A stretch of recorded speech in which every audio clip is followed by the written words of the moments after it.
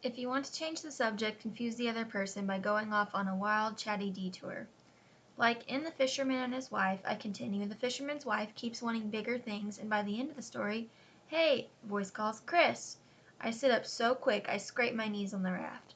Ryan waves, standing on the sand at the shore. Behind him his bike rests propped against a tree. Christy waves back, hi. I hope she yells at him to go home, but she says, come on, Catherine, and does a running dive heading for shore. I let her swim ahead of me. I do the breaststroke, dipping my face in and out of the water, so I don't have to see Ryan standing on the sand waiting for us. At the shore, I cross my arms over my stomach and walk to my shorts and towel. Your mom said you were here, Ryan says to Christy. Did you ask Catherine yet? Ask me. Christy smiles. Catherine, you know how the community center's holding a dance on Saturday? I nod. They asked me to help decorate, Christy says, and I was hoping I could help you decorate, I say, grabbing my towel off the sand. I'm good at making posters. Actually, I was hoping you'd like to go. Christy glances at Ryan. Me and Ryan and you and somebody. It'll be so much fun. Please say yes. I wrap my towel around me tight as I can. I don't know anyone to ask. Ask Jason, Christy says, the boy you drew. This is your chance to ask him out. I open my mouth, but Ryan's smirk makes me close it. But that's not the only reason I don't tell. I don't dance. I slide my feet into flip-flops. I'll teach you, Christy says. My dad works late a lot, so I don't think I could get a ride. My mom can drop us off and pick us up. On the walk home, Christy has an answer for every one of my can'ts. She'll even loan me clothes and do my hair.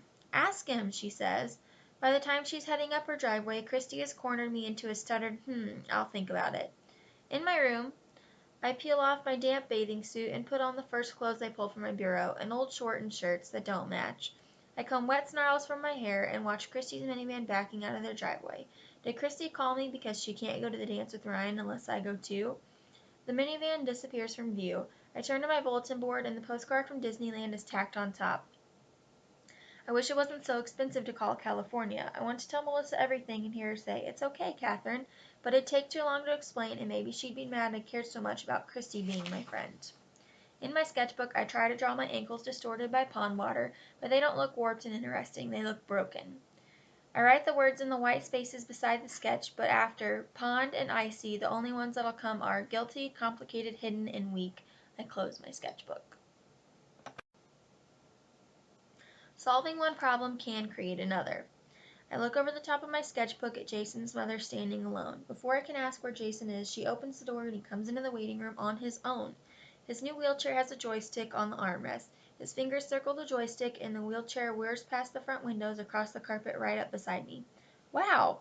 I toss my sketchbook on the waiting room couch. How wonderful, Mom says. He never wanted a motorized chair before, Mrs. Morehouse smiles at Mom, but lately he wants to do a lot of things for himself. He's even doing his hand exercises again. Jason reddens, flipping open his communication book. And since his birthday is this weekend, Mrs. Morehouse continues, his father and I knew this would be the perfect present for him.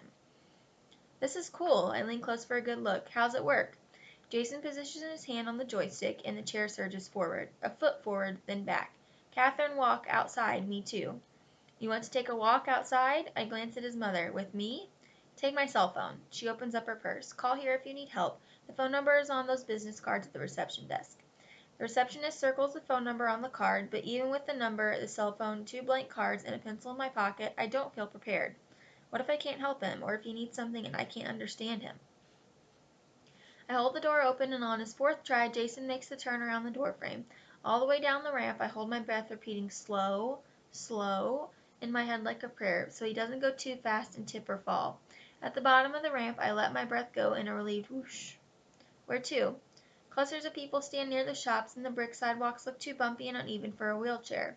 I wish I could take Jason to Elliot's Antiques and show him all the bottles and old things, but there's a flight of long stairs and the aisles are too narrow for a wheelchair. Water. Jason taps. You need a drink? Go to water. Between the buildings, waves glitter with sun diamonds. I scan the route for problems. Down the parking lot, watch out for broken tar and sewer grate. Cross the street, easy. Go to the driveway at Otis's Hardware and use the little ramp to the curb. Sharp turn. Down the sidewalk in front of the Coastal Marine Supply. Looks good from here. After that, a smooth path runs all the way through the waterfront park. Home free. I glance back to the clinic. Mom and Mrs. Morehouse wave from the window. Okay, but we can't stay long. Your mom will be mad if you miss speech. Whatever speech. I walk beside his wheelchair and imitate speechwoman. Well, Jason, I guess your day stinks up. Footsteps pound behind us, and two women jog by, one on each side of Jason and me. One of the women gives Jason a soft eye, pity look. Watching the soles of their sneakers running away, I push my hands into my pockets, touching my pencils, the business card, and the flat-top buttons of Jason's mother's cell phone. Maybe I shouldn't have agreed to go so far. As we reach the crosswalk, a car stops for us. I stare at the curls on the back of Jason's neck as we cross the street. An old couple stands at the curb, the woman hunting for something in her purse. "Excuse me," I say, "we need the ramp." "Oh, sorry." The man glances at Jason's legs. They move, the woman still searching her purse. I walk ahead on the sidewalk, kicking away pine cones and rocks and sticks so his chair won't get stuck on them. When I turn back, Jason's coming up behind me, his fingers resting in sharp angles on the communication books, his eyes fixed on the water. "It's beautiful, isn't it?" I say. He nods. "More than awesome, what?" "What word means more than awesome?" "Yes." Looking across the sun-dazzled waves, I have no words. I think after awesome, you're just done with words. Make card, more than words. Even though we're blocking the sidewalk and people have to step on the grass to go around us, I take a blank card from my pocket and write "more than words" across the top. Searching for something to draw, not even the ocean seems enough. He points. No picture. In his book, the card stands out against the other. I made a plain field of new snow. "You're right," I say. "This way it can be anything you imagine." The air smells fishy, a green-brown, deep-water smell. I choose the path winding along the shore, leading to the row of red-painted benches facing the ocean. Down the shoreline, a fishing boat pulls up to the dock, and at the seafood restaurant, a man in a long white apron rushes down the gangplank to meet the boat. Side by side, Jason and I take up the whole path. A girl bumps my arm, rushing around us, walking two black poodles. "Sorry," she says over her shoulder. I whisper to Jason, "She's late for the dog show." Jason flashes me a grin. "Maybe that bench by the wharf?"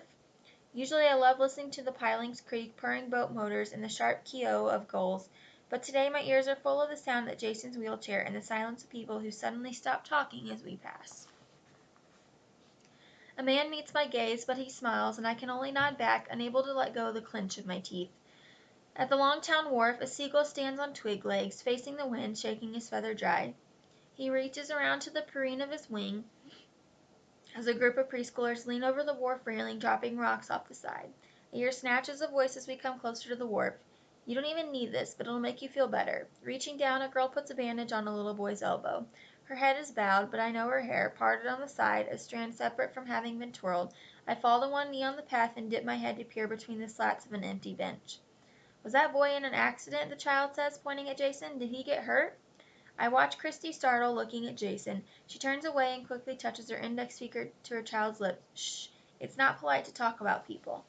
Jason backs his wheelchair up the path toward me, and I lean in so his chair is between Christy and me. He stops, struggling to look over his shoulder at me. "I'm coming," I say. He taps, but I can't see his communication book from the ground, and I'm too scared to stand up. My shoelace is tied, but I hold the loops in my fingers, knowing when I let go I'll have something to do. Why can't I just stand up and say, "Hi, Christy"? "Okay, grab your partner's hand, everyone," a woman yells. "Time to get back to the bus." I peek enough to see Christy take the child's hand. She follows a line of children, stuffing bandage wrappers in her shorts pocket. I stand slowly. I'm all set. At the empty bench closest to the wharf, I sit on the very edge of the wooden seat and watch Christy growing tinier the farther she walks down the pathway. Jason taps, and I hear my focus away from Christy, passing the last streetlight at the edge of the park. "Catherine, pretty today." I nod. "It is very pretty day." Jason touches my arm. "No, Catherine pretty." My neck feels prickly. I rub it, looking down at the frill of seaweed, bits of rope, and broken lobster trap caught between the huge rock on the water's edge. What does he mean? Is he being nice or telling me he likes me? When things get confusing, make a joke. "No," I cross my eyes at him. "I'm a dork." Jason doesn't smile. "We should get back. Speech woman will be coming out to get you." But Jason doesn't circle his fingers on the joysticks. He turns to a new page in his communication book. "My birthday party. Do you want to come?" The cards sit alone on the page. A new home made. My birthday party has red and blue balloons and a chocolate brown cake. I don't know why, but I feel jealous that his mom is making nicer cards than usual. But that feeling mixes with sadness that he had to ask her to make these words so he can invite me to his party. I'll tell myself it's a simple invitation to do a birthday party, not a date. "Sure, when's your party?" "Saturday." My breath catches. "This Saturday?" Jason nods. "Is good?" "Yeah, it's great. No problem at all." Walking back to the clinic, a woman reading on the grass stares over the top of her book at Jason. I stare back. Even though I told Jason it was great his party is Saturday, it's more than great. It solves everything. Almost.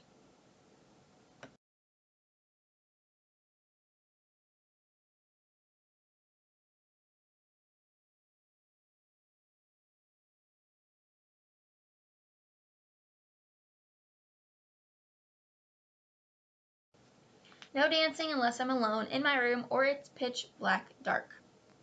6. David calls as a gray pickup drives by on the road. In 36 minutes, 27 seconds. I wish I could just walk up to Christy's porch steps and ring the doorbell like nothing happened today at the park, but I can't even get my feet to move. 7 cars. David holds out his watch in 35 minutes and 55 seconds.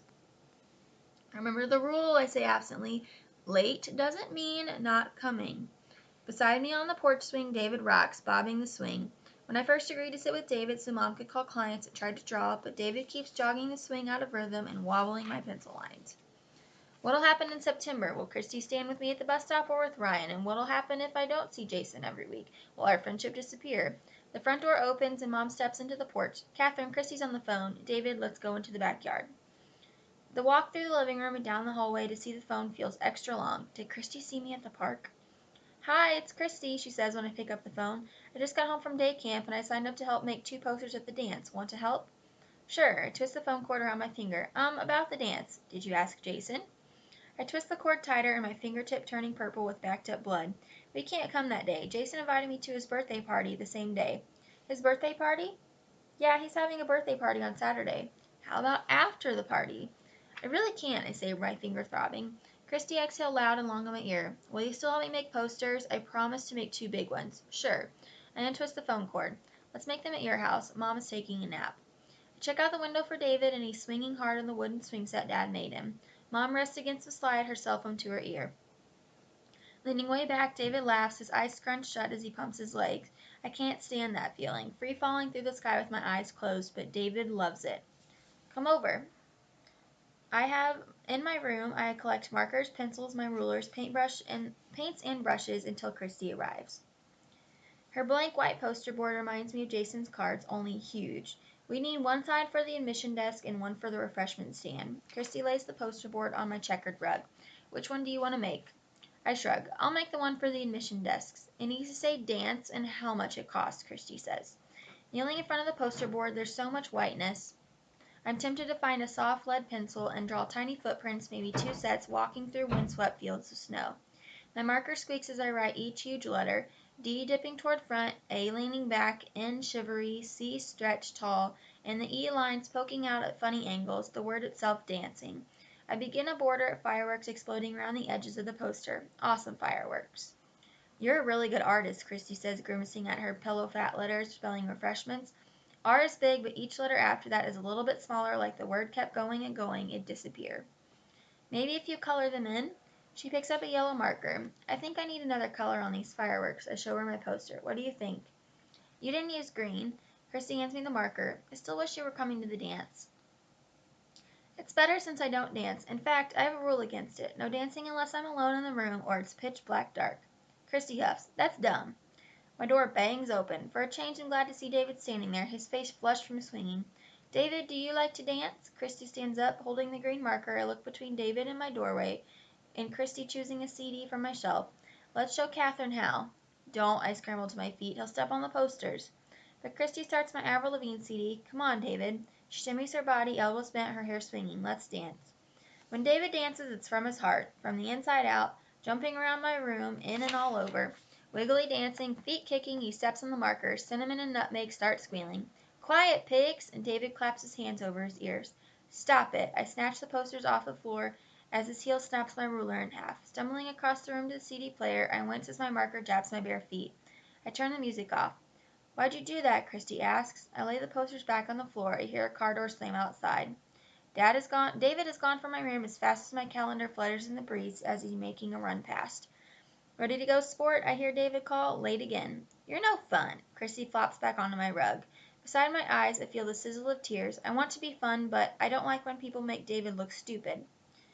I asked him to dance. How is that making him look stupid? He liked it, didn't he? Her marker squeaks, scribbling hard strokes. Kneeling beside her, I uncap the green marker. Did your mom say you could only go to the dance with Ryan if I go too? I thought you said you couldn't go. I can't. Then it doesn't matter, she says, not looking at me. We finish our posters, barely talking. Green ruins my fireworks. I trace the lines in bursts, wishing they were a way to go backward and make them what I wanted them to be.